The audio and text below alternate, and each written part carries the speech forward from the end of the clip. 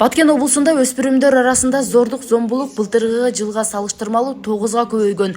Ошого удай эле алдамчылык фактысы 231ден 357ге өскөн. Мындай маалыматты бүгүн облустук прокуратуранын кызматкерлери Баткен шаарындагы Апаз Жайнаков атындагы драма театрында өткөн жыйында билдирди. Кылмыштуулуктун алдын алуу боюнча прокурорлордун демилгеси менен өткөрүлгөн иш-чарага мамлекеттик кызматкерлер, ата-энелер, студенттер, күч органдары катышты.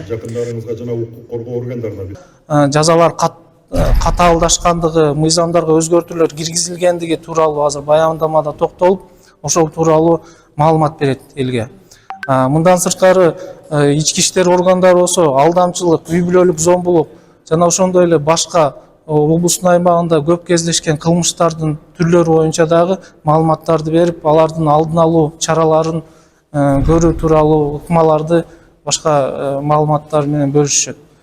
Учурдун дагы бир көйгөйү кол телефондор аркылуу алдамчылык кылышып, жарандардын акчасын алып койгондор көбөйүүдө.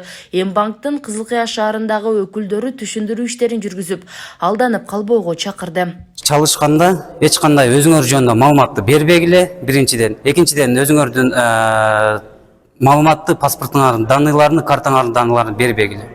Өзүңөрдүн жеке суроолоруңар болсо, биздин кеңсеге барып, адистерге барсаңар, кандай ишиңер болсо ошол жерде бүтүрүп аласыңар.